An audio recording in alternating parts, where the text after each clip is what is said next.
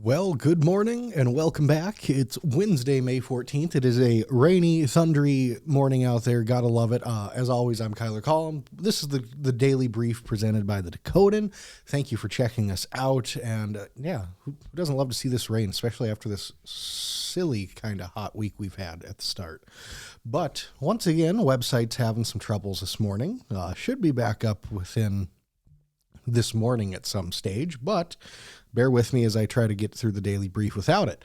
First, though, we will start in our This Day in History. The first one in 1607. English colonists established James Fort, which would eventually become Jamestown, Virginia, the earliest permanent English settlement in the Americas. So, Jamestown, Virginia, settled and founded today in history. Fast forward a ways, go up to the Civil War during the Vicksburg campaign. The Union forces drive Joseph E. Johnston out of Jackson, Mississippi in the Battle of Jackson in 1863. Then in 1878, the final witchcraft trial is held in the United States, is in Salem, Massachusetts, of course, after Lucretia Brown, an adherent of Christian Science, accused Daniel Spofford of attempting to harm her through his mental powers. So, yeah, that's a fun one. And fast forward again up into the 70s, we have in 1973, Skylab, the United States' first space station, is launched.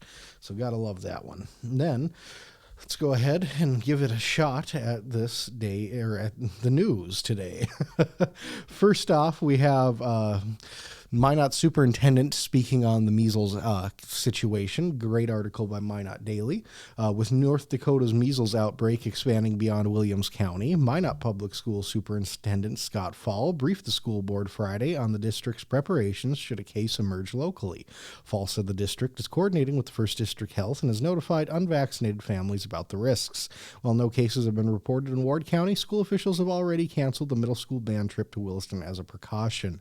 The district is ready to follow state-mandated quarantine protocols if needed, with just 10 days of school remaining, if that at this point. Then, with a recent fluctuations in federal funding, North Dakota's Manufacturing Support Network, company called Impact Dakota, is facing a precarious future after the Trump administration abruptly slashed its federal funding.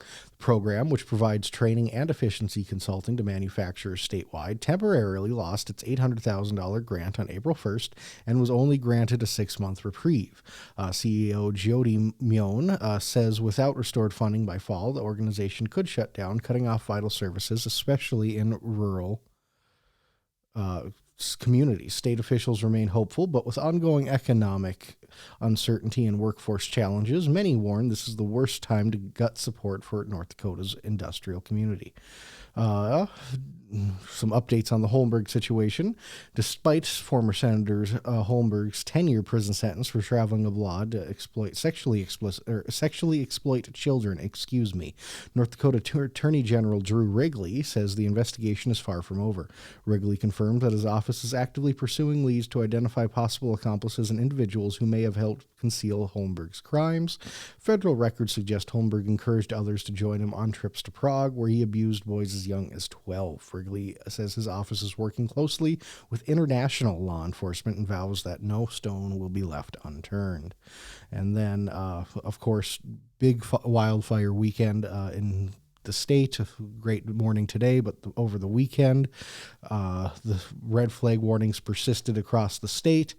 State and federal fire crews battled 60 wildfires over the weekend, burning more than 1,100 new acres on top of the 3,600-acre Turtle Mountain Fire Complex.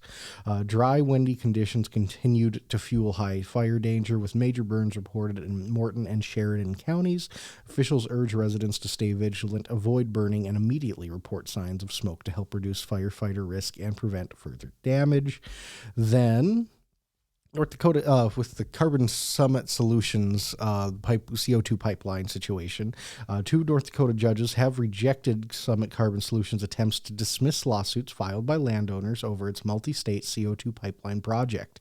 Allowing the legal challenges to proceed, the lawsuits target both Summit and state regulators, raising concerns over property rights, safety, and transparency, including alleged withheld data on CO₂ storage impacts. The rulings mark a key legal hurdle for North Dakota for the controversial project, which plans to transport carbon emissions from ethanol plants to western North Dakota for underground storage.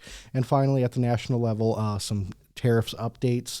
U.S. and China have agreed to a 90-day pause on escalating tariffs, dialing down tensions in their ongoing trade war. Starting Wednesday, both countries will lower retaliatory tariffs back down to 10%, easing pressure on global markets. Though key duties tied to fentanyl chemicals and small package imports remain, while the White House calls it a landmark deal, critics warn the uncertainty and steep tariffs still in place leave businesses in limbo. So that is the news for this morning. Thank you for sticking with me. If you still have made it to this point, as always, give us a like, comment down below, subscribe to the channel. We're almost at 800. That means we're almost at 1,000. Big things coming up this summer for us. We have the debate in June. But of course, tomorrow on Thursday, make sure to check us out at 9 a.m. on ND Talk. And as always, thanks so much for watching and have a great rest of your day.